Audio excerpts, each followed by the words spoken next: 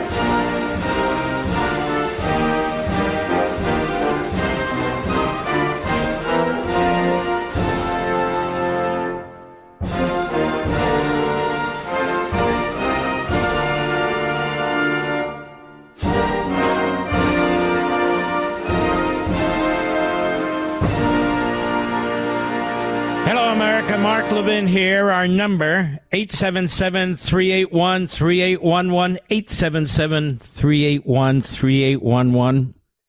Welcome, Mr. and Mrs. America, from sea to shining sea. In fact, the whole world out there. Welcome to our program. Trump's last 24 hours versus the Democrats. In the last 24 hours, President Trump has ushered in a major peace deal, taken on drug prices, instituted AI-related research to end children's cancer, and spoke to the generals and admirals about his expectations. It's unbelievable. During the same 24 hours, the Democrats have insisted they will shut down the government. That says it all. They haven't done anything. Nothing. Except plotting to shut down the government. And what does that mean, ladies and gentlemen? I told you last evening, that I'm going to address this, and I am, because all you hear are the pom-pom boys and girls in the media say stuff that's just not true. And then you have the Democrats sloganeering. And they're liars. So we're going to spend a little bit of time on this. Let's see here. With the help of some experts. There's a piece yesterday in The Hill by somebody named Cheryl Kelly. I don't know her. Apparently she's been around various agencies over the years. But that's not the point. The point is what she wrote is very compelling, and I happen to know it's true as somebody that served in the Reagan administration for 8 years. She says the government never shuts down. What actually happens in budget standoffs? Congress is threatening another government shutdown, quote unquote, as the September 30 deadline approaches. That would be midnight tonight, Mr. Producer. But here's what most Americans don't understand. Government is never shut down. Not once. Not once. What people call shutdowns affect only the most visible, least essential services. The actual machinery government continues operating normally during shutdowns. You know, I've said this over the decades. You couldn't shut down the entirety of the damn government if you wanted to. That's how massive, ubiquitous it is. Somewhere at 3 a.m. this morning, the USDA, I should say, U.S. Department of Agriculture, food safety inspectors walked into meat processing plants across America. They will examine 37 billion pounds of meat this year, not because politicians told them to do it, and certainly not this week, but because that's what the permanent government does every year. In windowless rooms at the National Weather Service, meteorologists are today analyzing atmospheric data that will determine whether your flight gets delayed tomorrow. At the USDA's Global Intelligence Centers, analysts are tracking crop conditions in 95 countries that could affect American food prices months from now. Nuclear engineers are monitoring reactor cooling systems that can't take a day off. This will all continue going on and a whole lot more, regardless of budget negotiations in Congress. This is the government that Americans rarely see but depend on absolutely, and it reveals why the term government shutdown is fundamentally misleading. Stay with me on this, because you'll know something, and tomorrow the media plagiarists will regurgitate it. What actually stops during shutdowns are the visible, public-facing services that make citizens feel the political pain. This includes tourist visits to national parks and the Smithsonian, and processing of some permits and applications. Here's what continues: nuclear reactor monitoring, air traffic control, food safety inspection, disease surveillance, border security, law enforcement, military operations, Social Security payments, Medicare processing, Medicaid payments, weather forecasting, thousands of other essential functions. As Paul Ryan said here in 2010, 83% of the government remains open. In terms of shutdown language, the government consists of 15 enormous agencies that run the country. The government in this sense is very different and separate from politics. Politics is what happens in Congress, the debates, the standoffs, the theater of elected officials. Government is the infrastructure of 2.2 million bureaucrats who maintain complex systems regardless of election outcomes. This separation isn't bureaucratic efficiency. It's a firewall against political manipulation of these services. It prevents politicians from weaponizing food safety, air traffic control, or nuclear security for electoral advantage. That's not really why it's in place, but that's okay. Each of the 15 cabinet-level agencies operates at a scale most citizens can't comprehend.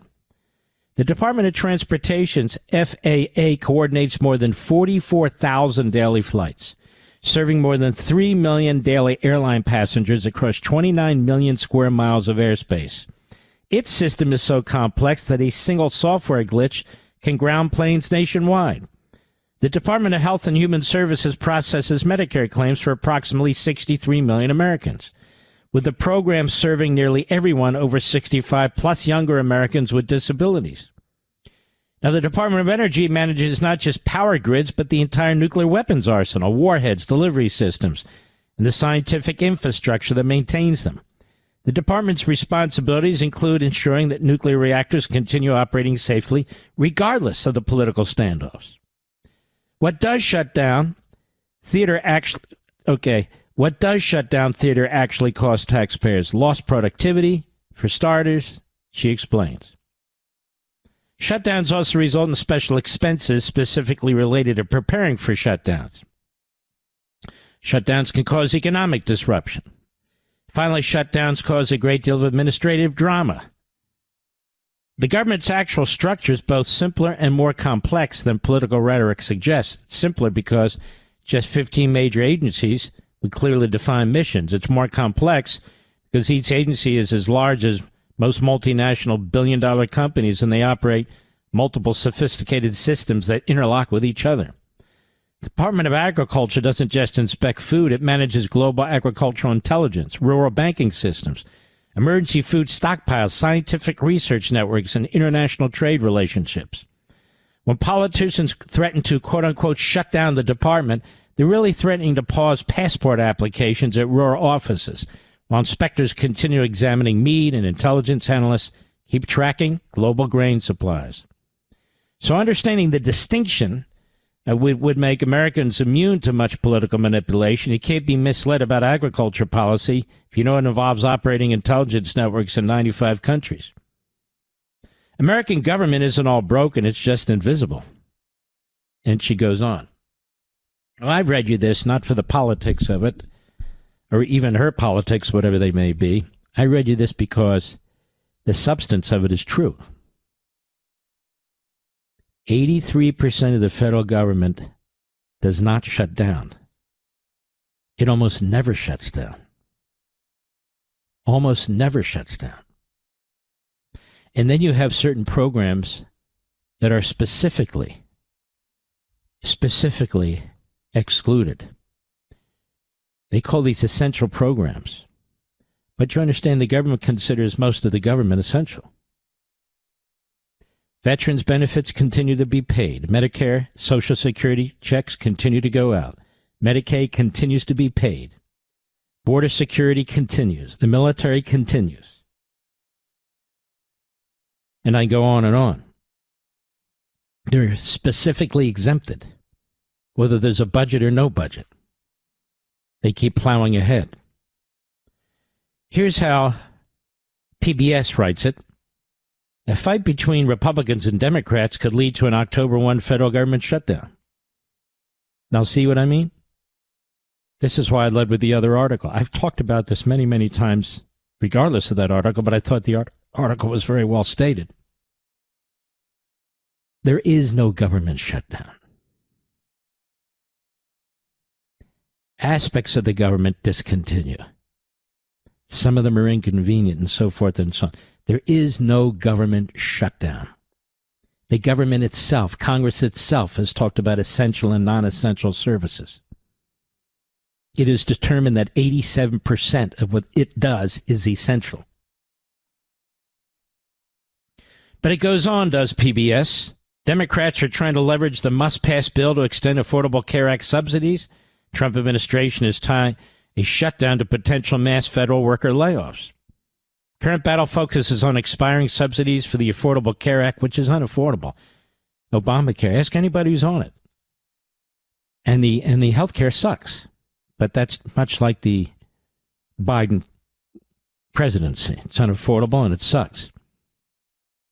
Current battle focuses on that. Democrats will hurt the ability of millions of enrollees to afford insurance. Democrats have also said they want to reverse Medicaid cuts. In other words, they want a fortune of money to go to illegal aliens where you pay for their health care, and many of them will get better health care than you. Republicans have said no. This is important to know. Now, what the Republicans in the House already did is they passed what they call a clean continuing resolution. No changes, just a continuation of government till they finalize a big budget for the following year. Democrats are trying to use that to out on $1.5 trillion in new spending. Now, when we come back, I'm going to tell you what that $1.5 trillion in new spending, certainly in a general way, that the Democrats want to spend on a continuing resolution that, again, has as its purpose to continue current programming and spending, not to increase it by $1.5 trillion. I'll be right back. Mark Levin.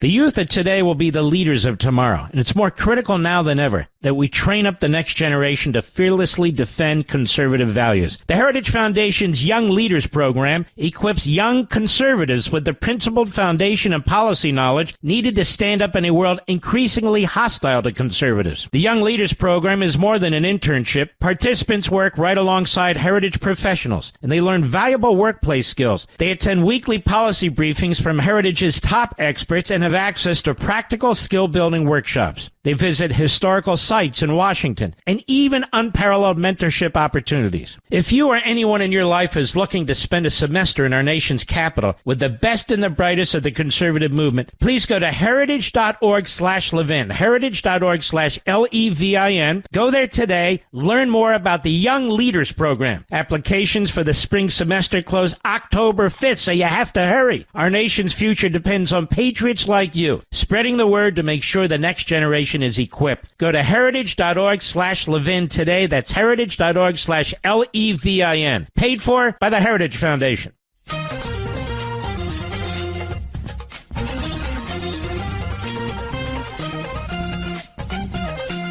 Oh my God! They're going to shut down the government. This is what Washington does. This is what the media do. They've been doing it for so long. Tell me, the government's been shut down over 20 times. I'll get to that, too. Have any of you suffered as a result of that? Any time over the last 50 years? No. No, you haven't. Now, the Speaker of the House, Mike Johnson, who has to deal with these reprobates, these Democrats, as does Thune in the Senate, he put out what the Democrats' radical counter demands are on this continuing resolution. Now, the Republicans had a clean, nonpartisan, short-term measure to keep the government open while appropriations committees finish their hearings. Now, what the Democrats want is $1.5 trillion in this short-term bill. Bunch of partisan demands for a 4-week extension. In exchange for a 4-week extension of current spending, they're saying, okay, but we want $1.5 trillion in some of the most radical things that you and the American people reject and voted against. They want to restore taxpayer-funded free health care for illegal aliens, which the president and the Republicans cut. Let me repeat this. Taxpayer-funded free health care for illegal aliens. How many of you who are not on Medicare or Medicaid, but how many of you get free health care? You might say in your job you get health care. I know, but you pay for that. You pay for it either through reduced wages or you pay for it with direct sharing of expenses. But why should we give illegal aliens free health care? They're not even supposed to be here. Now, that'll break the system. And it'll certainly encourage more illegal aliens to come into the United States of America. So the Democrats are constantly talking about the cost of health care. So ask Bernie Sanders. Ask Hakeem Jeffries. Ask all of the Marxist-Islamists. Well, if you're giving free health care to illegal aliens, that increases the price of health care to you, puts a greater demand on health care services, and takes more money out of your pocket to subsidize people who aren't even citizens. So the Democrats want free health care for illegal aliens. What else do they want? They want to keep able-bodied, non-working adults on taxpayer-funded health care programs. So let's say it's a 28-year-old. He's sitting on a sofa. He's drinking soda, eating Cheetos, watching TV all day. They get free health care. The Republicans said, no, you got to show that you're working 20 hours a week, even volunteering for some organization. If you have your mental faculties, if you have your physical faculties, you need to participate in the workforce. You can't just sit around and get free health care from the people who are working. So they want to keep able-bodied, non-working adults on taxpayer-funded health care programs. That's number two. And it costs a fortune. They want to permanently extend Biden's COVID pandemic-era Obamacare subsidies. What does all that mean? There were certain programs that were passed with enormous expenses that we were told to get us through the pandemic. Heightened expenses. And so the Trump administration and the Republicans said, no, that's enough. The Democrats want to retain that. These massive, excessive spending on COVID pandemic-era Obamacare subsidies. What else? They repeal $50 billion. They repeal it in rural health care funding, hurting small hospitals and clinics vulnerable to communities. They want all the money for the big cities. Anybody who lives outside the cities, particularly in the rural area, where the population by definition is relatively small, they want to steal money from those little hospitals, which means they will collapse. I've got more. I'll be right back. The Heritage Foundation built the Young Leaders Program because they're committed to investing in the next generation of America's leaders. Now, this mission is even more important now, as we need a new generation of young leaders fearlessly defending the truth. Every semester, Heritage trains and mentors more than 50 interns who are committed to the principles of individual freedom, free enterprise, limited government, traditional American values, and a strong national defense. Through policy briefings, professional development workshops, lectures from the top conservative thinkers on first principles of conservatism, and more. Heritage equips young conservatives with the timeless truths, practical knowledge, and relevant skills needed to protect and advance conservative principles and policies. If you know young conservatives hungry for a challenge, please go to heritage.org/Levin, heritage.org/Levin. Find more information about the program and its impact on young conservatives. Applications for the spring semester close October 5, so you gotta hurry. Don't wait. Our nation's future depends on conservatives like you taking action to spread the word. Again, that's heritage.org/Levin, heritage.org/Levin. Go there today. Let's do our part in training up the next generation of America's leaders. That's heritage.org/Levin, paid for by the Heritage Foundation. The establishment's worst nightmare. Mark Levin. Call in now. 877-381-3811. So you're learning more now about government shutdowns than most people will ever learn at watching television or listening to other shows, that's for sure. Now, I explained this last night. I've explained it for 20-some years. Revenue into the government never stops. It never stops. That's the other outrageous, misleading nomenclature when they talk about a government shutdown. The IRS doesn't shut down. And you keep paying your taxes. I'm looking at a site called Fiscal Data from the Treasury Department. Oh, yeah, I was up early working on this. Like 2 or 3 in the morning when my mental juices just keep flowing. In fiscal year 2024, the last year we have the overall number for, the largest source of federal revenue was individual income taxes, your income taxes, 49.3%. So far in fiscal 2025, the largest source of federal revenue is individual income taxes, 50.3% of total revenue. Now that revenue, and there's others, and I'll get to it, is used to fund these programs. So the government, the money keeps flowing in. The money keeps flowing in no matter what. And how much money keeps flowing in? A lot.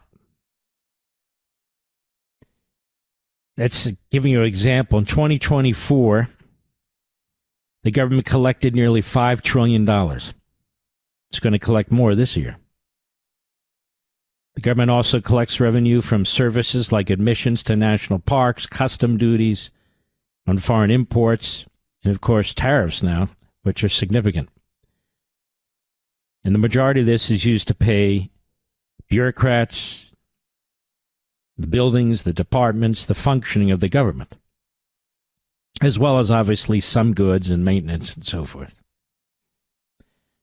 So the government raised nearly $5 trillion in 2024, but the government spent $6.75 trillion in 2024.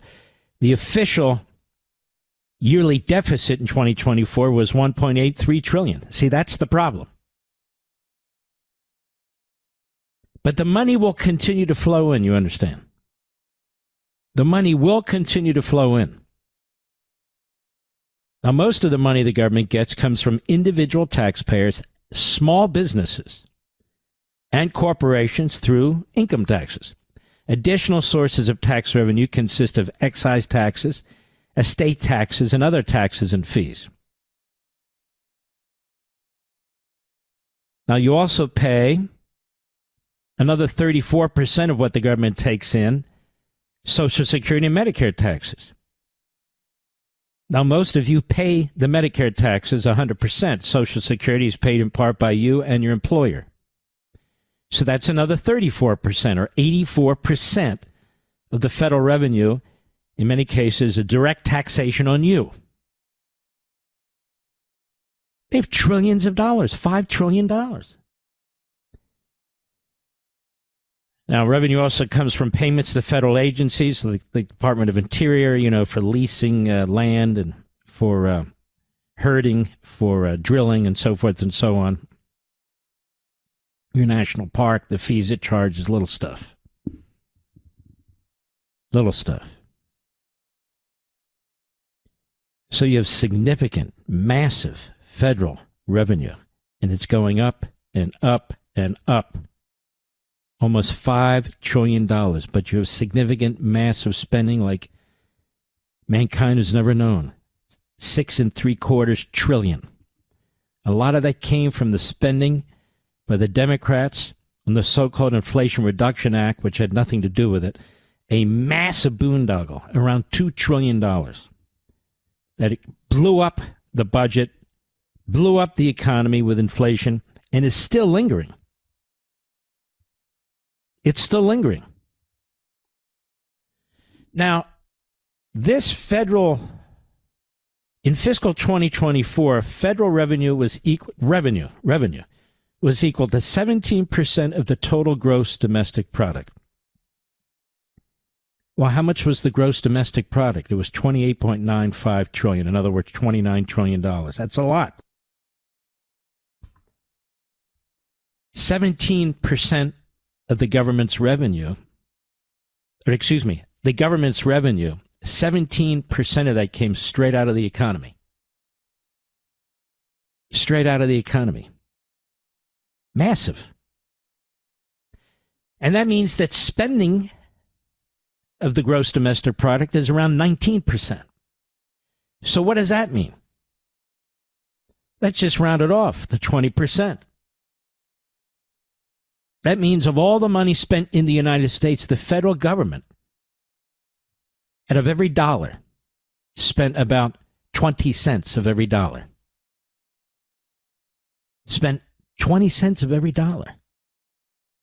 And the Democrats wanted to spend more. They want $1.5 trillion more in one 4-month period, America. In one 4-month period. What will that do to inflation? What will that do to the value of our currency? It'll tank them. And for what? Illegal aliens? Their health care? Come on, stick with me. This is a do-nothing Democrat Party that wants to sink this country financially by revolution with these Marxist-Islamists. How can you look at this and say they love America? How can you? You can't, in my opinion. That's why I wrote the book, The Democrat Party Hates America. You know why? Because the Democrat Party hates America. Shutdowns over the last 50 years, and yet we survived. How's that possible? How's that possible? 1976, the government shut down under Gerald Ford and the Democrat Congress for 11 days. 1977, under Jimmy Carter, 12 days. 1977 again under Jimmy Carter, 8 days. 1977 again under Jimmy Carter, 8 days. 1978 under Jimmy Carter, 17 days. Hello! 1979 under Jimmy Carter, 11 days. 1981 under Reagan, 2 days. 1982 under Reagan, 1 day. 1982 again under Reagan, 3 days. 1983 under Reagan, 3 days. 1984 under Reagan, 2 days. Another 1984 under Reagan, 1 day. 1986 under Reagan, 1 day. 1987 under Reagan, 1 day. 1990 under George H.W. Bush, 4 days. 1995 under Bill Clinton, 5 days. 1996 under Clinton, 21 days. 2013 under Barack Milhouse Benito Obama, 17 days. That was the filibuster led by the great Ted Cruz, tried to stop him from this Obamacare. 2018 under Donald Trump, 3 days. Now, between Obama, notice, and Trump, George W. Bush did nothing to try and stop the profligate spending. Nothing. Because he and his buddy Carl and all were so afraid politically of a government quote-unquote shutdown, which we know is not a shutdown. 2018 under Trump, one that lasted several hours. 2019 under the President Trump, 35 days. And that's the last of it. And we're here, we've survived, we're here to talk about it, Mr. Producer. We're here to talk about it because you know, and you'll be able to tell your neighbors, your friends, your coworkers, the government never shuts down. little aspects of it do. Some of it hurts certain people. Most of it hurts nobody. And the government itself tries to make it hurt as much as possible, of course. The government, so-called shutdown, the Democrats will force it because they want to pay for their illegal alien constituency. The same people they let into the country, the same people they refuse to deport from the country. And now they want to make sure they have free health care, which, of course, weaken our health care system, reduce what's available to you, longer lines, longer waiting periods for critical medical services, and you're paying for it. That's the position of the Democrats. Only then will they not, quote-unquote, shut down the government. So the shutting down of the government is not the end of the world because most of it doesn't shut down. The media and the Democrats and some Republicans will pretend that it does. The Democrats and the bureaucrats will try to make it as painful as possible. But they only have so much to work with. All true. And all to blackmail the president for programs that are outrageous and will bankrupt the country down the road, like health care for illegal aliens, like able-bodied young men and young women doing no work and getting free health care from all of you who do work. Why should you pay for illegal aliens getting health care or fellow Americans who sit their fat asses on a sofa, watch TV all day, and don't even try to get a job, even a voluntary position, for 20 hours a week? 20 hours a week. The Democrats want to reverse that requirement that the Republicans put back in because Biden and Obama took it out. Some minimal work requirement. Oh, that's just too much. You must be against people having health care, and that's the way that goes. That propaganda. So the money keeps flowing into the feds. About $400 billion a month while they cry they're broke. The essential services of the government, pay attention to this point, it's important, will be paid. The $5 trillion will continue to flow into the government. But they've spent way beyond that. And they want the money to continue to spend way beyond it. But Social Security, Medicare, Medicaid, veterans benefits, law enforcement, military, all these other things, they continue to march along. They continue to march along. I do love what the president wants to do and is going to do. He's going to punish the big government Democrats. Obviously, he's going to say, well, since you're not passing a budget, I can't spend money. I can only spend money to the level in which the money comes in. But all this other money I can't spend. All this deficit spending and so forth. Therefore, I have to fire people. And now what we'll do is we'll target certain agencies, certain programs, and so forth and so on. Most of them radical, most of them having nothing to do with nothing. Many of them counterproductive, if not outright problematic. And we'll cut them. Thank you for the opportunity. That's the genius of this president. I'll be right back. Mark Levin.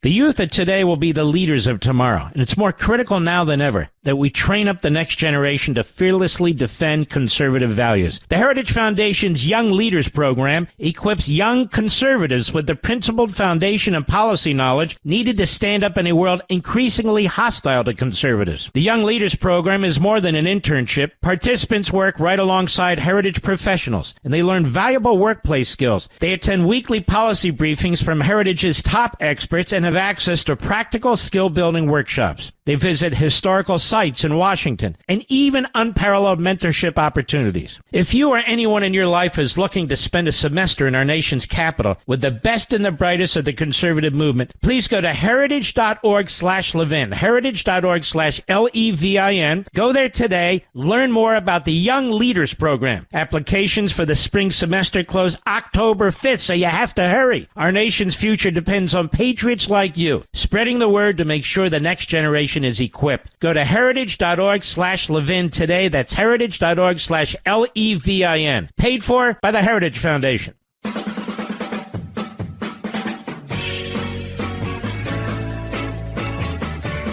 So what's the key to everything I've been talking about on this so-called government shutdown? Relax. Relax. You're going to be fine. You're going to hear the fear-mongering, the scaremongering, the threats. Relax. You can't let the Democrats give $1.5 trillion, much of it to their buddies, break our healthcare system. You're going to hear nothing but lies, what I call negative language to support agitprop. Our friend Jimmy, agitprop, Lenin, 1902. Now it's relevant. That's what you're going to hear. You're going to hear lies and just, if you don't have a pair of earplugs, go buy a pair of earplugs or put some headphones on or earbuds in or whatever it is. Just, or put the TV on. Watch the Gem Shopping Network. I always enjoy that myself. It's a relief. Well, we do have a breaking story here that I want to bring to your attention from our friends at the Daily Wire. Utah State University. That is where Charlie was assassinated, right, Rich? The building was evacuated due to suspicious device ahead of a TPUSA event. Authorities issued an emergency evacuation order at Utah State University in Logan, Utah, Tuesday. That would be today, after a suspicious device, quote-unquote, was found just hours before. A Turning Point USA event was scheduled to take place on campus. TPUSA founder Kirk was supposed to peak there. We know what happened on September 10th. He was assassinated. And this was the first Turning Point USA hosted event in the state since the assassination. Utah State University's run 120 miles. It's a different university, actually. Correction, Utah Valley is where Charlie Kirk was assassinated. This is 120 miles north of that. In a video posted on social media by local news outlet KSL TV, police are heard yelling fire in the hole before a loud explosion is heard. That is, they're blowing up the device. The building that was evacuated was not where the Turning Point event was set to take place, but was at the university. A different university, but in Utah nonetheless. I'm telling you what, it is crazy out there. It is dangerous. Absolutely dangerous. And 90% of it, if not more, is going one way. It's the left. I don't care what these other morons have to say. That's what it is. You see the speech by the President of the United States with the generals and the admirals? He was very supportive. Said, I'll have your backs. You see the Hegseth speech, too? That was unbelievable. This is really remarkable administration. It really is. I just think the cabinet is second to none. Young, vigorous, motivated. They think outside the box. You don't even have to agree with everything. But look what the president has done just today. Just today. Addressing the generals and admirals in our country. Addressing childhood cancer and tying it to AI advancements. Addressing the prices of drugs, whether you agree with what he's doing or not. He's jumping in. He's having to deal with this potential government issue. And, of course, he just came off this peace deal in the Middle East. One day. This segment of the podcast is exclusively sponsored by Pure Talk. Pure Talk offers great coverage and can save your family money on your wireless bill every single month. Go to puretalk.com to find the plan that's right for you. Thank you again for listening, and thank you so much for this sponsorship, Pure Talk. He's here. He's here. Now, broadcasting from the underground command post, deep in the bowels of a hidden bunker, somewhere under the brick and steel of a nondescript building, we've once again made contact with our leader, Mark Levin. Hello, America. Mark Levin here. Our number, 877-381-3811, 877-381-3811. Ladies and gentlemen, the Democratic Socialists of America are, among others, the enemy within. They're not democratic and they're not socialists, and they have nothing to do with supporting America. The entire nomenclature of this entity is intended to mislead. That's the nature of the Marxists and the Islamists. This is the party of the Marxists and the Islamists, fused together under this so-called Democratic Socialists of America party. This is why you see Bernie Sanders campaigning for this guy. This is why AOC fully supports this guy. The Democratic Party is irrelevant. This is the Democratic Socialists of America. Now, it is the Marxist-Islamist party, which means it is a facade to overthrow the country. It is a facade to overthrow our economic system. It is a facade to overthrow and destroy our culture and our civil society. That's what it is. They can use words like affordability and whatever other words they want. The Democratic Socialists of America, I want you to listen to this. Hat Tip Canary Mission on Twitter, on X. Cut 21, go. You've heard of Zohran Mamdani, the charismatic socialist who's running for New York City mayor. Behind Mamdani's success stands the Democratic Socialists of America, or DSA, a group that molded his campaign from the very beginning. I decided I had to join DSA. The DSA has become a pro-Hamas, anti-American group that supports some of the most dangerous ideologies and figures in modern history.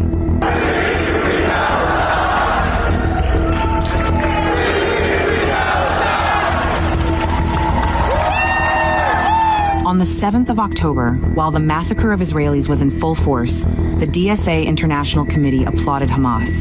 They called the murder, rape, and kidnapping of civilians resistance. On October 8th, DSA held a rally where they gleefully cheered and celebrated the massacre that had just occurred. DSA even argued that there are no such things as Israeli civilians, de facto giving their approval for their murder. As their radicalization intensified, the DSA Liberation Caucus openly endorsed the brutal murder of a young couple outside the Jewish Museum in D.C., calling for the murderer to be freed. Referring to his actions as righteous and justified, DSA members mocked and celebrated the assassination of Charlie Kirk.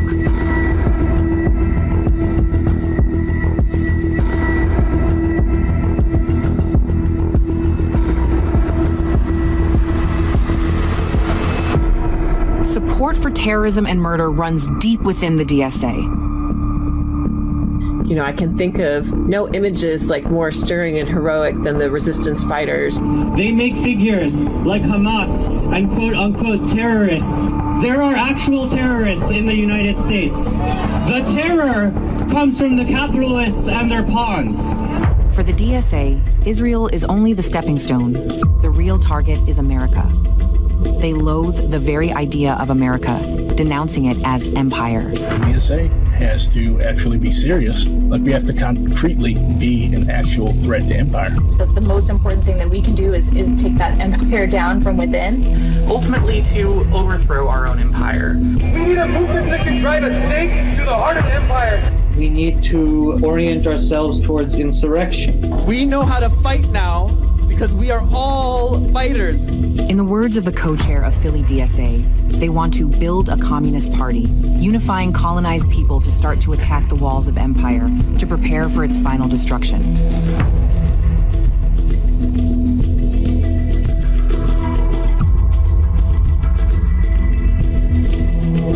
This is the organization behind Zohran Mamdani. These are the people who put him on the map. All of his top advisors align with the ideology of the movement, and they are laying the groundwork to elect more DSA politicians and eventually take over the Democratic Party.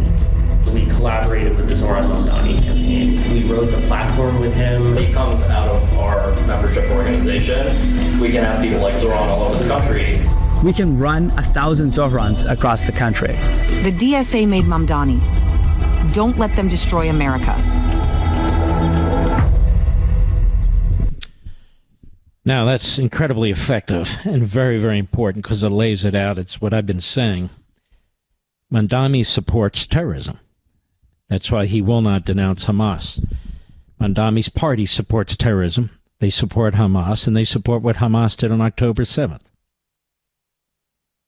Mamdani's party supports the overthrow of the United States government, the overthrow of our capitalist system.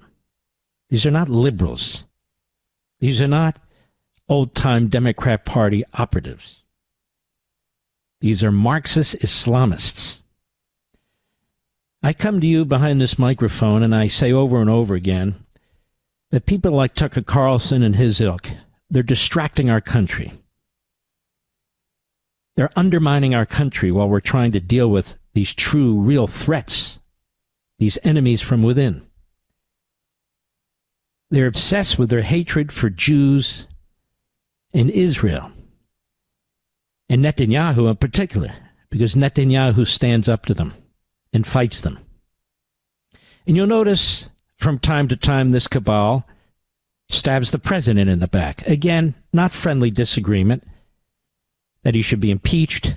This clown David Smith, who's a so-called comedian, I haven't heard anything funny out of his big mouth. And others. And others. These are, in my view, grifters. These are podcasters. These are phonies and frauds, miscreants and malcontents. A grave distraction to conservatives and Republicans and people who aren't members of the Democratic Socialist Party, a.k.a. Marxist-Islamists. But if he's elected in New York, I've even had a good friend, and you know his name, and I'm not going to mention it, say to me, well, it's okay because they can only win New York, they can only win the cities. And I'm thinking, excuse me, we're going to let Marxist-Islamists who want to overthrow our country win the cities? You got to fight these people for every inch. Every inch of every part of the country, we need to oppose them. There's no silver lining in this. I hear Republicans talk about it like there's no silver lining in this. And it's an excuse for not confronting them and taking them on. You have to have the guts to take on the Mamdanis, the Bernie Sanders, the AOCs, but also the Qatar-funded and the Owens and so forth.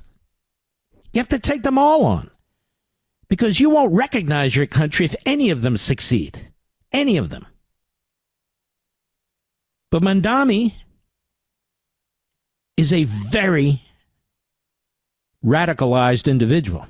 His father is a Marxist-Islamist who preaches revolution from his tenured position at Columbia University, and his mother was funded in large measure by the Qatari regime, who we now love. They're so close to us. They're our friends. Now here he is lying on the Constipated News Network that he's not a communist. Well, of course he's a communist. If it walks like a communist, quacks like a communist, it's a communist. Cut 19, go. Last time you were on this program, you were unequivocal in saying you do not like capitalism. But Trump, just in those remarks there, I counted, called you a communist 8 times. Are you? No. Can you stop a minute? Is this the way you ask a question? Why don't you, rather than attacking Trump all the time, these fools on CNN, these bastards are sick. They're sick. They're just sick. Can't you confront this guy, go over his record and his statements? Like a real journalist? No, I'm a democratic socialist. Go ahead. I've said that time and again, and I think it reflects the fact that whereas that identity would have been enough for Donald Trump in the past. So on and on about Donald Trump. And this is what he does. Because this is what Marxist-Islamists do. They throw shiny objects out there, so you chase them. While they're gaining power, consolidating power, imposing power, and so forth and so on. There's nothing democratic about these people in the dictionary understanding about what democratic means. Forget about party. That means the people's participation. Should he get elected, he'll be elected by a minority of the voting eligible population, which means he'll be even a smaller percentage of the overall population. And he will impose his will. I was discussing this with my wife the other evening. And we've talked about this too. Mao, Lenin, Castro, Chavez, all the other butchers, they didn't lead mass movements where a majority or even a significant plurality of the population rose up to overthrow these various governments and regimes, no matter how bad you think those prior governments or regimes were or were in fact. It was a minority of the population. 25, 30% of the people backed it. The vast majority of these people weren't peasants. They didn't come out of even working classes. Some of them were professors, some of them teachers, some of them very highly educated. Lenin, Mao, Castro was a lawyer. It's the top down. That's what they do. Hamas had one election and then they didn't have another election. Abbas, that clown, that fraud, that terrorist with the Palestinian Authority, he had one election. They haven't had another election. What they'll do, if and when they take over New York, is they're going to try and enshrine and institutionalize and make permanent their agenda. You watch. They will even change the voting system more if they can, and they can. They'll have the city council, too. All a bunch of nut jobs, Politburo nut jobs. I'm a Democratic Socialist. Oh, okay. I mean, that should be bad enough, right? But he's not. He's a hardcore Islamist communist that I've written about on Power, that I've discussed with you many, many times. That's what he is. No matter how much the idiot Aaron Burnett at the Constipated News Network, Trump calls you, just use his own words. Now, I'm going to play that audio you heard. It's a video, but that audio you heard after the bottom of the hour. So you can call your friends and tell them you got to listen to Levin's show. If you're going to listen to it, at least listen to it 10 minutes from now. So you can hear, again, exactly what New York is dealing with and, quite frankly, America is dealing with. Look at Dearbornistan. Overtaken. Look at Minneapolis. Overtaken. Look at parts of New Jersey. Overtaken. Look at, I mean, it's going on in front of your eyes right now. Right now. I'll be right back. Mark Levin.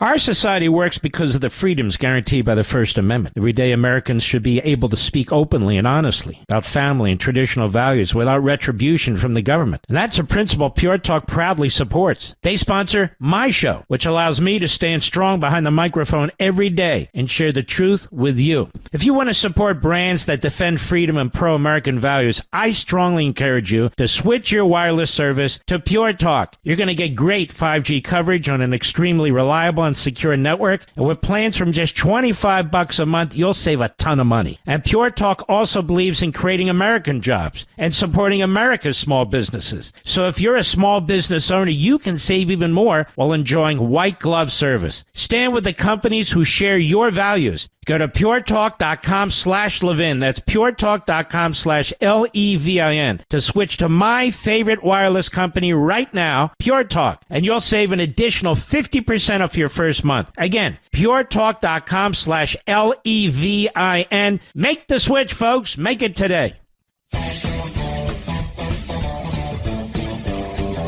These are not normal times, America. The open borders have had consequences. Dire consequences. The surrendering of our academic institutions to radical Marxist-Islamist faculty, to teachers' unions, has had dire consequences. The devouring of our media by lackeys for the Democrat Party and the guests that they bring on, many of whom are American haters, have had consequences.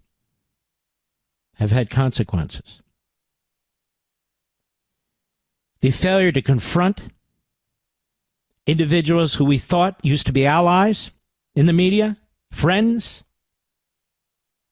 rational conservatives, who've turned out to be bigots, grifters, some on the payroll of the enemy. We haven't confronted them fast enough. Some people still won't confront them.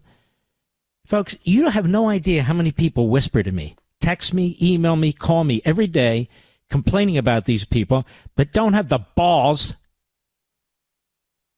to speak out against them or to post anything against them or to post or retweet links about them. It's incredible to me. Why are they whispering to me? I'm the point of the spear. I'm the one who's been battling this. Am I not, Mr. Producer? The hate that is aimed at me is unbelievable. Unbelievable. Red-blooded American. But I can handle it. I just turn it off. I don't read it. That's how I handle it. It's no big deal. And they are all thin-skinned, by the way. Ooh. There's no politician who should be platforming these people. None. I don't care who they are.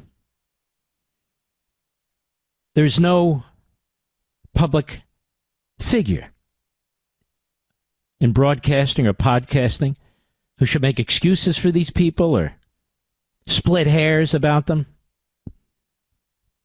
See, we have something that free societies, many didn't have, that we have now. A history within the last 80 to 100 years that we can look at, that warns us, that sends us messages. That's the great reason we go over history.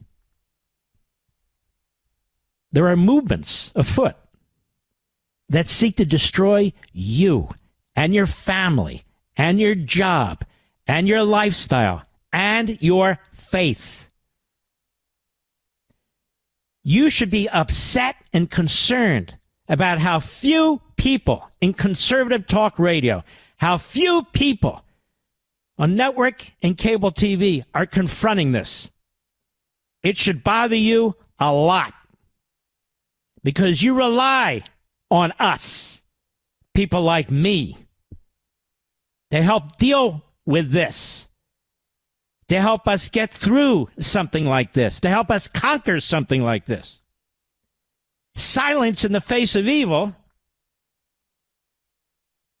to me, is a sin. When you're granted a microphone or a camera and access to other people. People want to get known. They write. They speak. They want attention. They want audiences. Then, by God, do something important.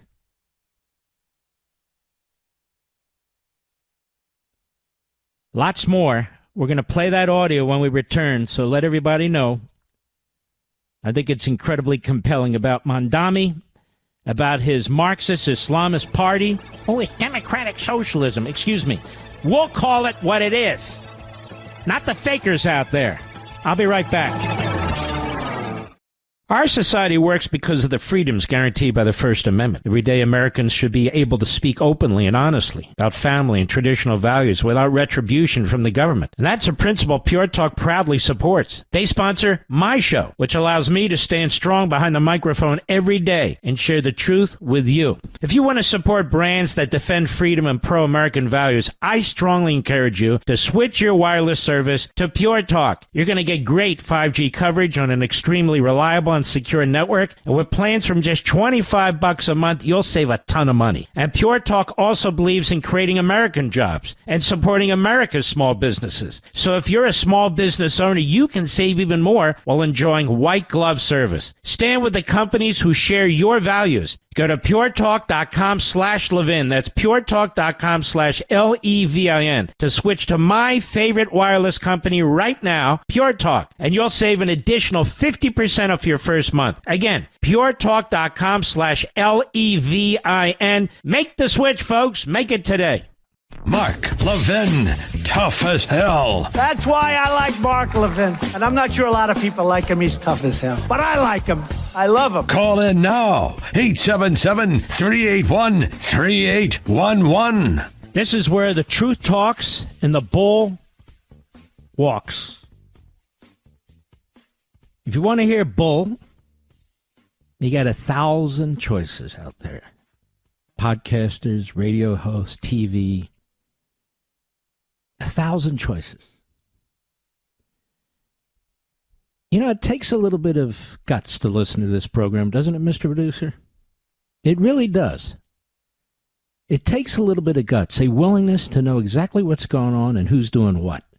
There's not another host in America that does what I do. And I'm not saying that to brag. I'm saying that as a matter of fact. I wish it wasn't true. I wish there were hundreds of us. You realize how much better the country would be? A lot better. But this is where I speak the truth. Now you might say, well, that's the truth according to you. No, it's the truth. What people are saying. I play the audio. I read the articles to you. I tell you what they're saying. Some things are just the truth. They're fact. They're evidence-based. Now, I have opinions, too. Don't get me wrong. But if someone's a bigot, they're a bigot. If someone's a communist, they're a communist. If somebody's an Islamist, they're an Islamist. If it walks like an Islamist and quacks like an Islamist, it's an Islamist. Same with Marxists.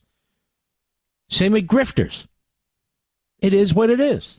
If people have so much difficulty explaining why they platform bigots, then you should stop listening to them.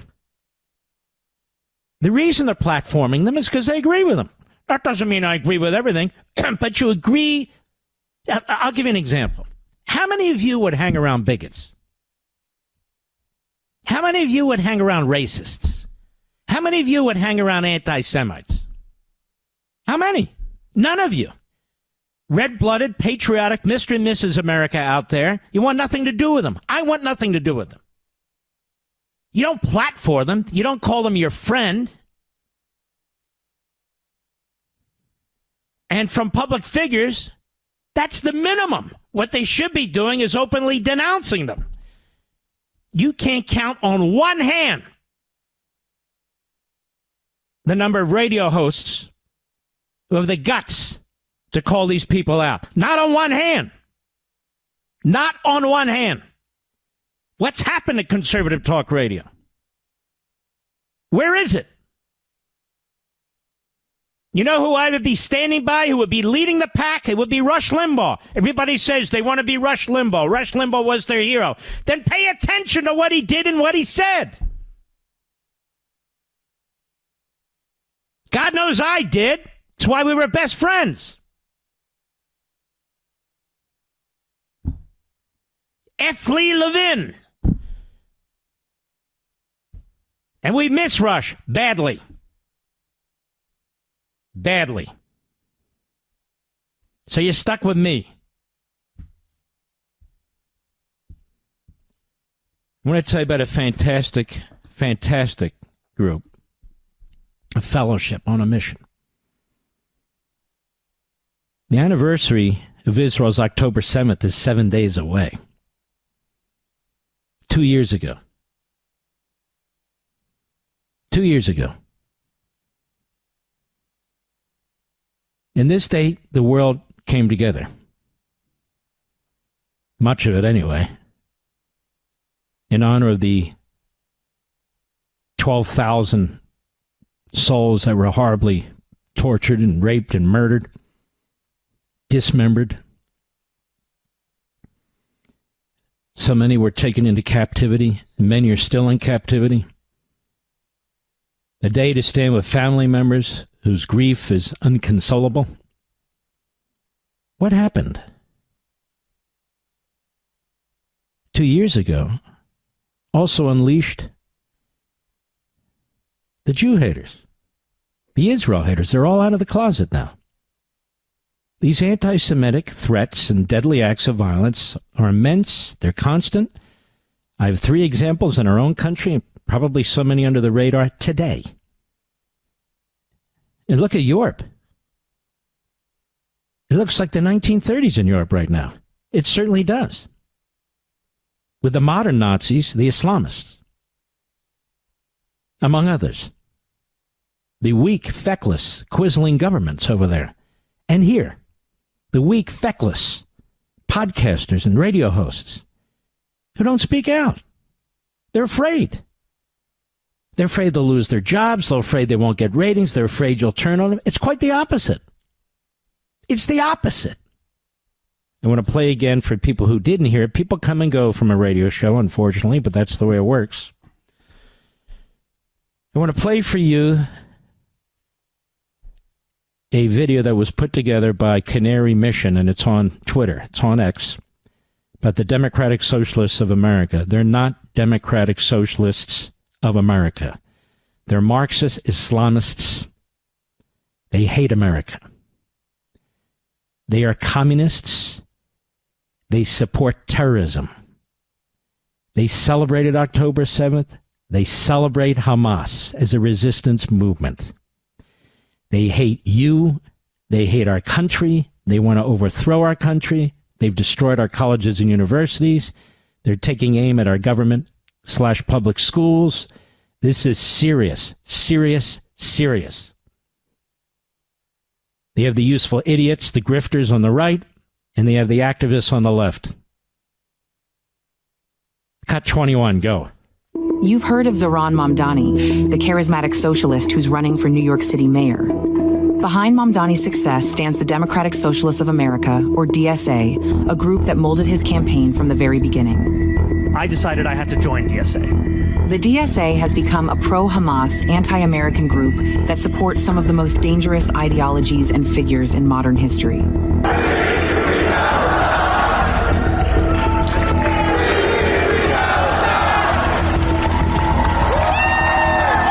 On the 7th of October, while the massacre of Israelis was in full force, the DSA International Committee applauded Hamas. They called the murder, rape, and kidnapping of civilians resistance.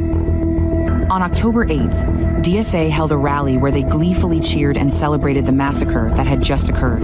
DSA even argued that there are no such things as Israeli civilians, de facto giving their approval for their murder.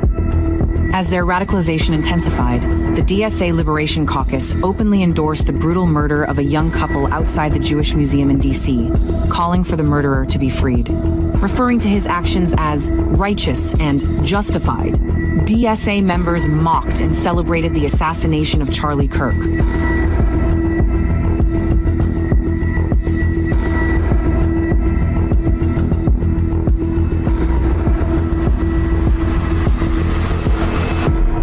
Support for terrorism and murder runs deep within the DSA. You know, I can think of no images like more stirring and heroic than the resistance fighters. They make figures like Hamas and quote-unquote terrorists. There are actual terrorists in the United States. The terror comes from the capitalists and their pawns. For the DSA, Israel is only the stepping stone. The real target is America. They loathe the very idea of America, denouncing it as empire. The DSA has to actually be serious. Like, we have to concretely be an actual threat to empire. So the most important thing that we can do is take that empire down from within. Ultimately to overthrow our own empire. We need a movement that can drive a stake to the heart of empire. We need to orient ourselves towards insurrection. We know how to fight now because we are all fighters. In the words of the co-chair of Philly DSA, they want to build a communist party, unifying colonized people to start to attack the walls of empire to prepare for its final destruction.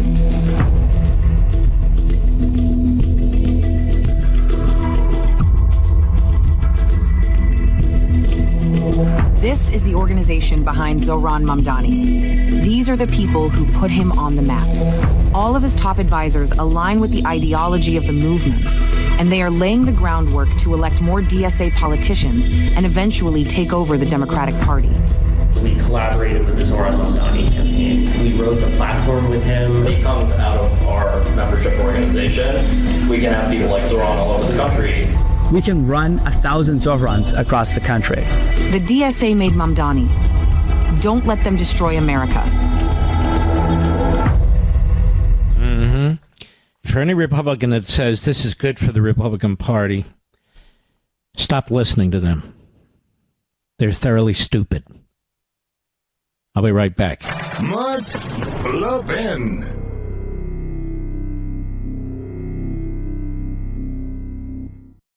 Our society works because of the freedoms guaranteed by the First Amendment. Everyday Americans should be able to speak openly and honestly about family and traditional values without retribution from the government. And that's a principle Pure Talk proudly supports. They sponsor my show, which allows me to stand strong behind the microphone every day and share the truth with you. If you want to support brands that defend freedom and pro-American values, I strongly encourage you to switch your wireless service to Pure Talk. You're going to get great 5G coverage on an extremely reliable and secure network, and with plans from just $25 a month, you'll save a ton of money. And Pure Talk also believes in creating American jobs and supporting America's small businesses. So if you're a small business owner, you can save even more while enjoying white glove service. Stand with the companies who share your values. Go to puretalk.com/Levin. That's puretalk.com/Levin to switch to my favorite wireless company right now, Pure Talk, and you'll save an additional 50% off your first month. Again, puretalk.com/Levin. Make the switch, folks. Make it today.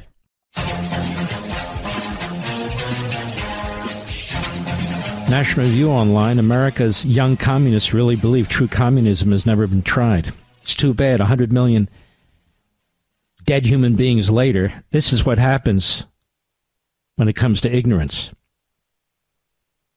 This is what happens when history isn't taught. Propaganda and indoctrination are taught. BS is taught. Over the weekend, the Wall Street Journal, writes Jim Garrity, offered a deeply reported analysis of the young socialists who are fueling the Democrat Party's lurch to the left in the past years, tracing it back to economic anxieties of the Great Recession. You know what amazes me? Like, this is the only generation that's had economic anxiety. Oh, woe is me. You pick your ass up and you go do something about it. You don't attack the whole country. You don't attack everybody else. You don't blame capitalism. Look in the mirror. No generation has been handed anything. None. Well, this one somewhat, but no other.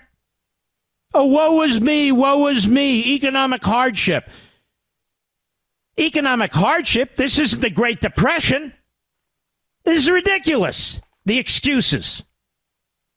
But let's go on. There's an eye-opening description of a meeting of communists in Philadelphia. Well, Philadelphia, birthplace of the country, where communists are meeting.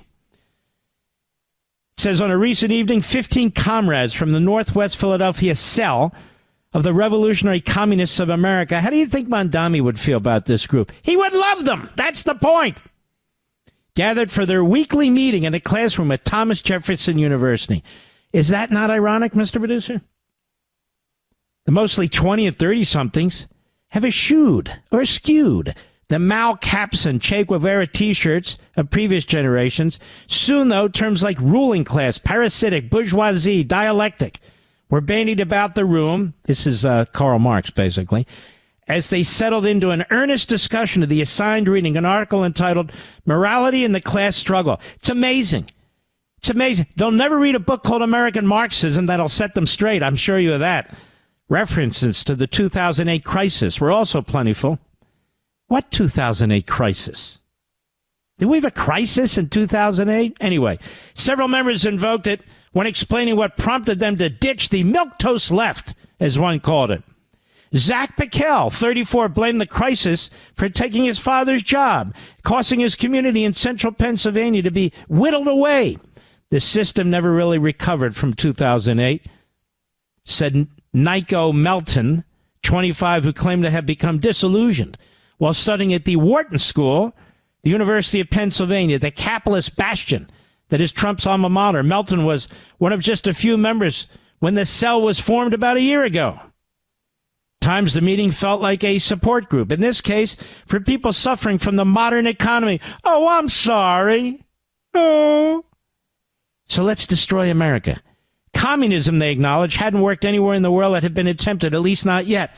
That's out of my book, Ameritopia. Right out of there, which I wrote many years ago, right after Liberty and Tyranny. Every communist leader has been a butcher. Every damn one of them. They've destroyed their societies. Every damn one of them.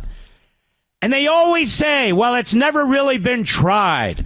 Or the communist leader who did it, he had defects. We don't mean... Bernie Sanders pulls his crap. You understand? Here they are, meeting in Philadelphia. From the Wharton School. Means he's not from a poor family, of course. Oh, the economy is hurting us. Let's destroy the whole country.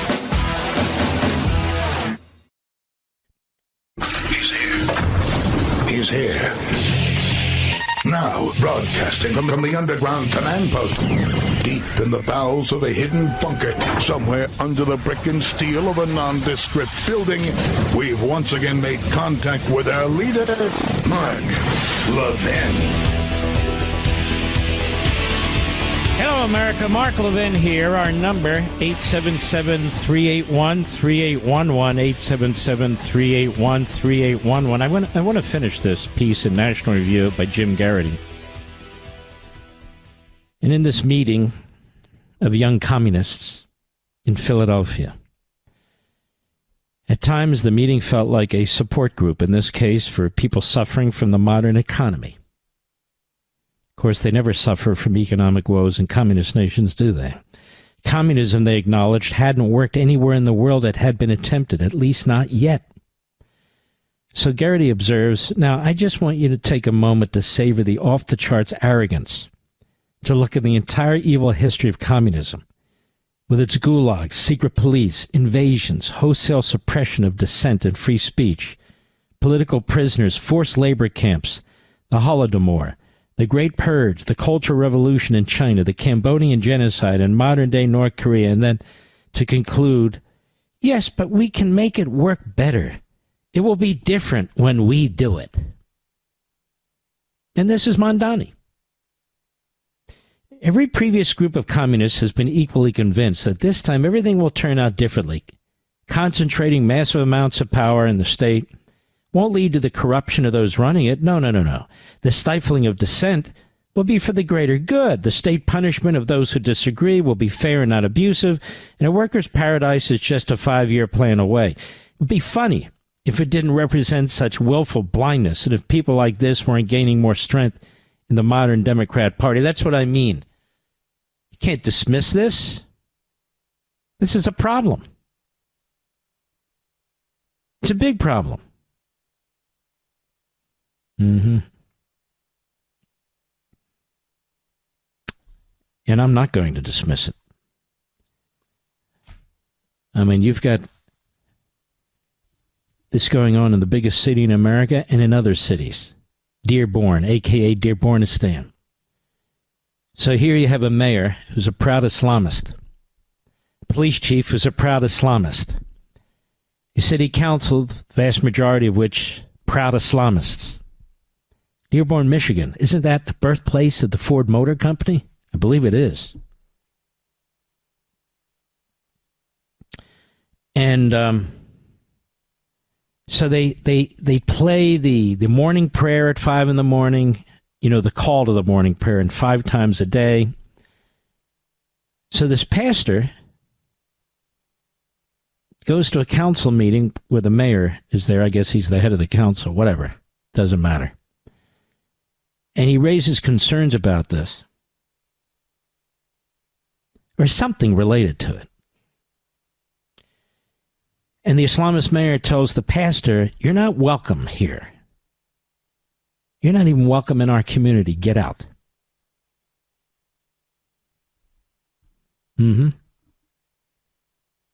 Got that? You won't hear that from Qatar-funded and his ilk. You certainly won't hear it from Mamdani and AOC and Tlaib and Omar and Sanders and their ilk. There's many injustices going on, civil liberties violations, racism and bigotry, American hatred, Jew hatred. It's going on all over the country. And people just want you to believe it'll just happen in these pockets, and then it'll just happen in the big cities, and, well, then it'll just happen in blue states. And no. That's the way it works when you're losing your country. That's how it works when you're losing your country. And what are we going to do when Donald Trump's gone? There's nobody else who can do what Donald Trump does. Nobody. Even he's being blocked by these courts and so forth, despite his best efforts. He's got tenacity like nobody else. What are we going to do? It's very worrisome. There's a handful of Republicans, I would say, who would fight this. And they're the ones speaking out now. DeSantis, Cruz, Cotton, Graham, a handful of Republicans, maybe more than that. But you're not hearing many others, are you? You're not even hearing them on radio and TV. People who you rely on, people you expect to call this out. They're not. And if they mention it, it's in passing. It's timidity, in my opinion. Timidity. You can't be timid at a time like this. You just cannot. It's stand up and be counted. That's what it is. By the way, Mr. Producer, as an aside, my mind goes, a million miles a second. Have the Giants had any win yet? Do you even know? I don't think so. Double check that. Did the Jets have any win yet? No. Giants are 1-3. What about the Jets? What are they? Yeah. 0-4. You know what? That's a disgrace. That in New York City got 2 football teams and 1 victory. Has that ever happened before? I don't know. But honestly, that is look, I'm from Philadelphia, but I love New York. That's where I got my start. I love my Eagles, I love my Phillies, I love my Flyers, but the truth is I love New York too. All right, that's what I said. Anyway, the Giants trade away one of their best players in the division to my Eagles. And by the way, thank you. They didn't trade him away, they let him go. Thank you very much. Thank you. And I'm going to get off quote-unquote topic, not that I have to be on quote-unquote topic, but I'm just thinking about this. It's crazy. The Jets and the Giants, they have 1 victory among them. Then the Mets fell off the table, didn't they? Your Mets, aren't they your team? No, they're your team, right? Now, they were in number 1 in the division at half season. And then they just kept losing. They collapsed. And the Phillies kept winning. The second best record in the league. I know it's not sports talk. I'm not Stephen A. Smith. I don't pretend to be Stephen A. Smith. He's like the Rain Man when it comes to sports. It's one of the reasons I like to have him on. He wants to talk politics and God. I understand all that, but his greatest strength is in is in athletics. There's no question about it. And by the way, he used to write for the Philadelphia Inquirer, and he wrote for the Philadelphia Inquirer for a long time. Writes beautifully, by the way. Writes beautifully. Here we have from the New York Post, Zoe can't say sorry. Apology to cops would anger the left. He's trying to conceal his true nature. This is, of course, what they do. Castro did it. Lenin did it. Mao, not so much, but some of the others have done it. I'm worried about affordability. Ooh, we found a word. A word. Slogans. Sloganeering, as I write in On Power. That's what they do. Slogans. And they create these unrealities, like, you're going to have free transportation. Now, everybody knows that's a disaster. Nothing's free. Somebody has to pay the people who drive the buses and run the subways and clean them. And who's going to pay? Oh, the billionaires. There's not going to be any billionaires left. They're all going to be in Florida, paying taxes in Florida. Not income taxes, but property taxes and sales taxes. So you're not going to have billionaires. You hate billionaires? Good for you. There won't be any billionaires, Mamdani. So then what are you going to do? What he's always going to do, he's going to screw you, the average working people in New York. But, you know, the problem with the voting base in New York is the people who are voting for Mamdani are either these very wealthy, self-hating capitalists or people who have inherited their money, or for whom the money came easy to some of these, or whatever the reason. They're really psychos. And then, depending on what neighborhoods you drive through, you see some very poor people and so forth. So they'll have a combination of this. The very wealthy, of the sort that I spoke about, not all very wealthy. Some very wealthy are actually very smart. Some are very stupid, just like everybody else.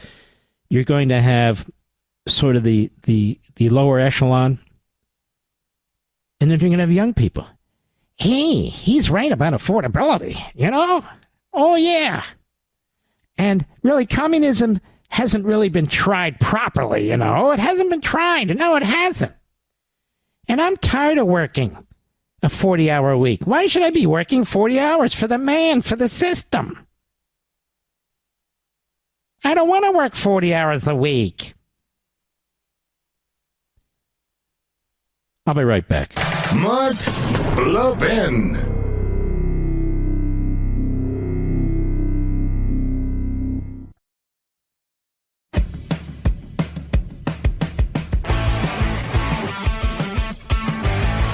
The city of brotherly love. The Pennsylvania Assembly, originally, we call it Independence Hall now, that's where your Declaration of Independence was drafted and voted on, the Second Continental Congress. And, of course, the Constitutional Convention, after the Revolutionary War victory, the Constitution was debated and drafted and voted on in the same place. Isn't that amazing? Independence Hall in Philadelphia, where they just had a meeting of these young communists. And not just that.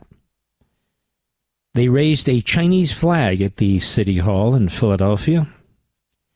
A Chinese flag, as if conquering the city for the Communist Chinese on behalf of the Communist Chinese. James Lynch, the city where the U.S. Constitution was ratified, held a flag-raising ceremony Tuesday. That would be today, to honor America's chief geopolitical adversary. So sick.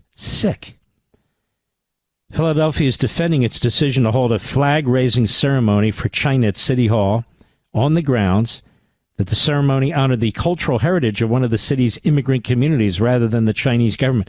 I've been to Chinatown in Philadelphia. I don't even remember the Communist Chinese flag flying there, because a lot of the people there are first, second, third generation that escaped Communist China.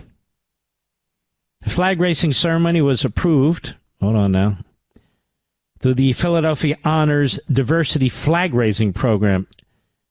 Now, I wonder who's in charge of that and how much they get paid, Mr. Producer. The Philadelphia Honors Diversity Flag-Raising Program.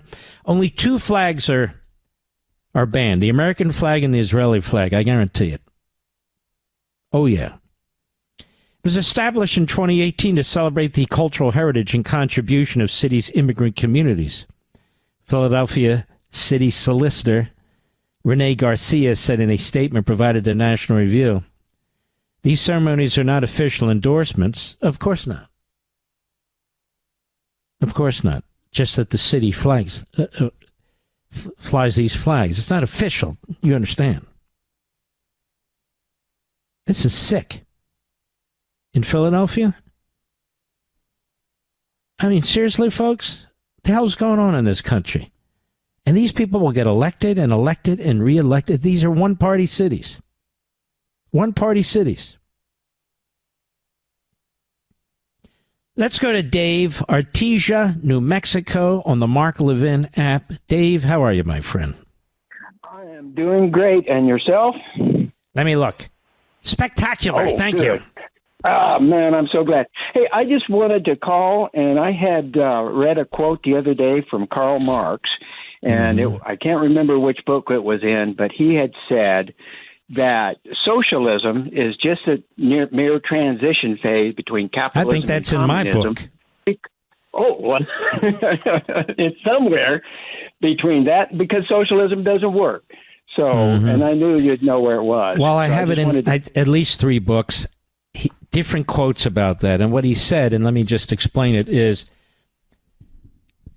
he hated socialism and socialists because he said they weakened the communist revolution, the push for communism. And so that was his original position. So he was constantly battling the so-called socialists in Europe. And then he decided to sort of change course. And he said, socialism is the last phase before communism. And so he rested on that. There's many contradictions in Marx and Engels, many. This is one of them. But that's what he said. Make sense? Okay. No, not really, but makes sense that he said it. Well, it makes sense that he said it. I didn't know the full quote, but it just made sense that socialism is not going to work, and it is just a stepping stone between the two. And I explain in my book, Meritopia and elsewhere, that this argument, it just wasn't tried, communism, you had the bad guy in front. I explained that they would always make that argument. Now, of course, people say, even these young people who are communists, well, it wasn't really tried. We can do better with it and so forth and so on. Thank you for your call, my friend. Look, there's a couple of main problems with communism. Stick with me. I'll make it real easy. I'll give you the fingernail sketch here, the thumb sketch. Number 1, it's an impossibility. If you want a worker's paradise, it's America, where the workers, quote unquote, make up our vast middle class and earn more money and have more security than the wealthiest people in 98% of the rest of the world. If you wanted to be an assembly line worker, would you want to be an assembly line worker in America or in a communist regime? See my point?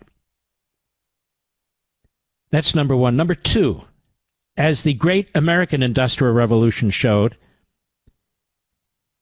these so-called workers, I don't like the word because we're all people, but the workers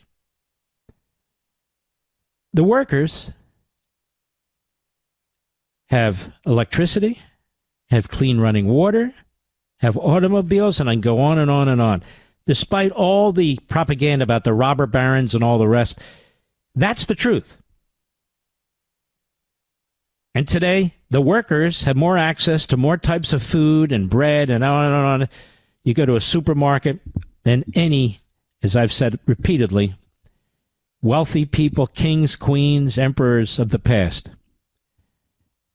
The average American lives far superior to them. Not because of Marxism, because of capitalism and freedom. So there is no bottom-up revolution.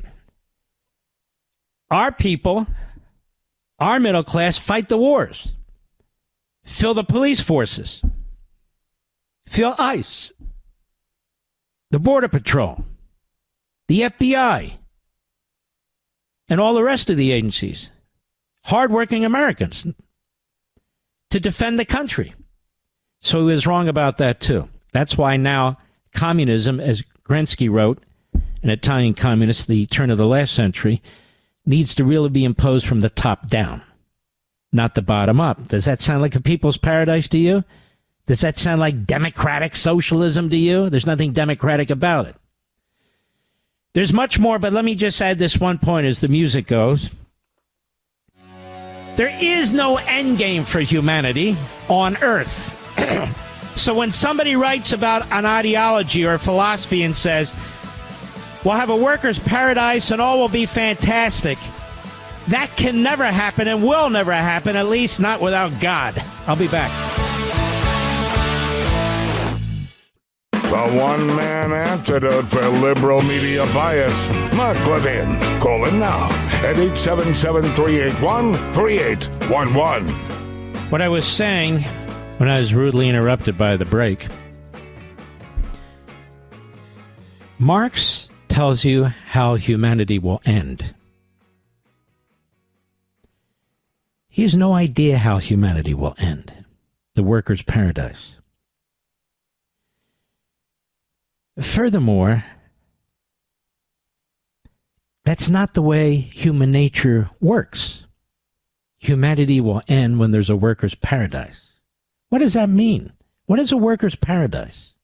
What the hell does that mean? Paradise for whom? And government, you see, will wither away. Government will wither away. There'll be a workers' paradise? No, hardly. That's absurd. Call government, call it civil society, call it whatever you will. There's evil people. Evil people. You're just going to have a workers' paradise, and that's how that works? So, first of all, there's not an ending to humanity in terms of ideology. We'll all live happily ever after in a workers' paradise. So that's just stupid. Number two, the real capitalist industrial revolution took place, really began around 1870, the second industrial revolution. We've talked about this. Well, Marx died before that. So he never really saw the great American industrial revolution. He saw the first one that was minimal. So really, he was not even writing that much about capitalism. He was writing more about agrarianism.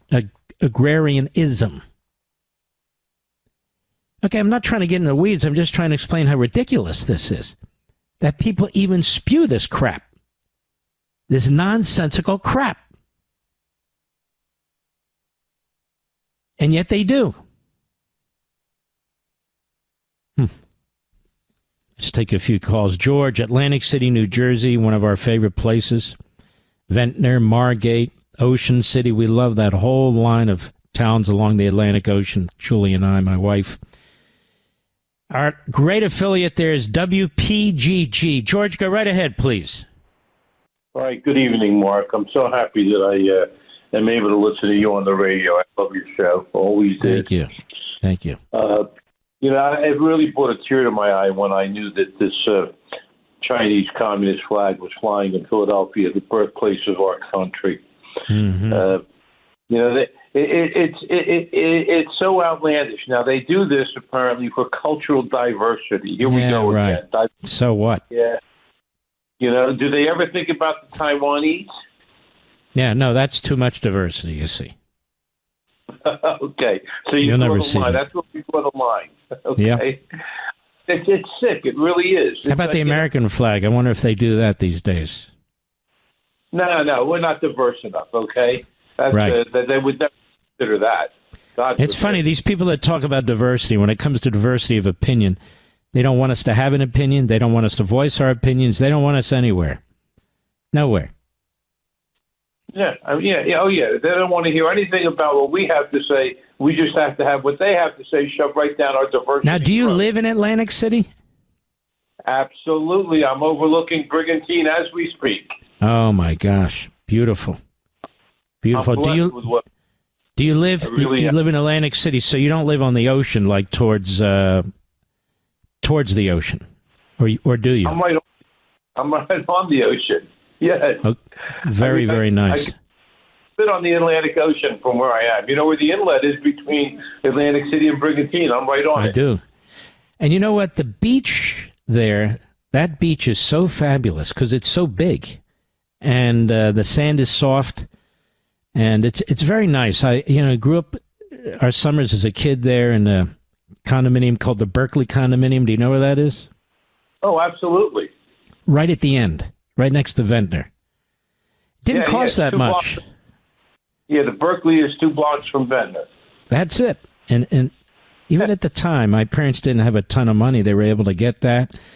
And boy, did we take advantage of it. We loved it. We went down there every summer, back and forth on the weekends, and it was a blast. Do they still have the ice cream guys coming up and down with the big freezers on their backs? Fudgy, wadgy. Yeah, exactly. Yeah. Do they still have that? Yes. Yeah. I don't know how amazing. These guys do it. They have that heavy thing on their back, and they have the big strap on their forehead. And they're all dressed in white because it's hot as hell. I don't even know where they start from. Is there like there's obviously a location where they start. But I remember back then they had the President Hotel, that's gone. The Ritz, not the Ritz-Carlton Hotel, that's gone. I remember $1 Million Pier, that's different completely. I remember all these places. I remember this summer when I was 17 years old. You believe that? 51 years ago, I broke my forearm by hitting my brother on his leg. And my dad took me into the emergency room there in Atlantic City. And the and the guy there, the doctor there said, "How'd you do this?" So I said, "Well, I was body surfing in the ocean." Now, obviously, that's ridiculous. You can't break your arm on the forearm. And he looked at me funny. But I wasn't going to tell him how I did it. So for 6 weeks that summer in Atlantic City, I had this cast on from my thumb to my bicep. It was brutal. They didn't have waterproof casts, or they said, put paper over it or plastic bag. Well, that would never work. But they're great memories. Do they still have jitneys down there? Yes. Senior fare, 75 cents. Geez, that's me now. That's frightening. Absolutely. Yeah. The jitneys are great. And you got a great restaurant there. Sorry, America, you're in on my life here. The Fork and Knife, that place has been around forever, hasn't it? Yes, Knife and Fork. Knife and fork, whatever. And it's right on the edge of the campus of the City Division of Stockton University. When did that happen, Stockton University? They have all the great real estate. How did that happen? Stockton University, which has its main campus out on the mainland at Pomona. There's the city but campus. It has all the rest of this right near the ocean. Who bought all that? How did they do that? They did that with the County of Atlantic funds, because even Stockton University didn't have the funds to get it going. Well, I can see why. That's prime real estate. So, and they're going to be expanding it. They're in some kind of a relationship with Rider University, and they're going to have 2 additional buildings built, one for medicine and one for law.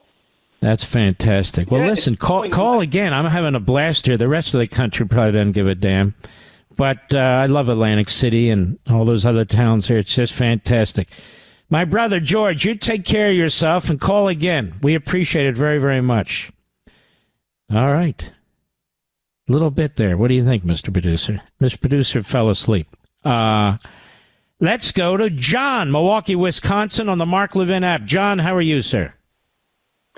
Wonderful, Mark. It's an honor and an actual true privilege that they tell me I have to speak with you tonight. You're very kind.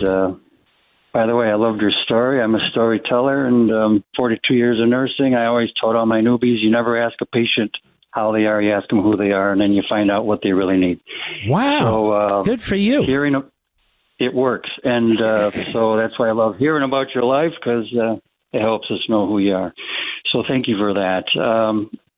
Of course, in Milwaukee, I listen to WISN. I have to catch up on podcasts. So if you don't mind, if I shift a little bit back to previous date, you were talking about the proposal of the Hamas-Israeli peace proposal. Mm-hmm. Yep. And one of the things I would like to addend is to have, and I think that Netanyahu was alluding to this a little bit, but to clarify when he was talking to the Qataris, I would like everyone involved to denounce that apartheid and genocide is being committed by Israel, so that all the institutions of our media, my lib neighbors who moved here from Milwaukee to my once fine city, and and also the institutions of education, they need to hear this, because that's what fuels the argument and the hate towards Israel. So it's amazing. The apartheid is in all the Arab countries, every damn one of them. Exactly. Yeah, exactly. So I think that it would be great to denounce and hear this, and make sure all these institutions and my neighbors hear this with all their flags flying and signs that say these things. One last thing, I think that the UN should never allow anybody to walk out and anyone speaking in full session. That a good point. Horrendous. Now, you know what happened there? The Palestinians put out a note to all the staffers. And so they brought in an extra number of staffers, these countries, for the purpose of them walking out. And then I'm told from somebody in the American delegation that most of the ambassadors from the other countries did not walk out. It was their staff that walked out. So it was all a big drama, all a big game. The media falls for it. They don't fall for it. The media loves it. They promote it. But I like your point. You come into that hall, you keep your ass there no matter who's speaking, or don't come in. Great call, John. Great call from Milwaukee, Wisconsin. We are getting great callers tonight.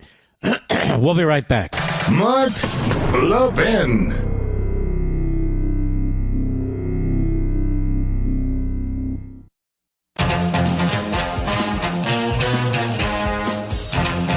Let me give you an update.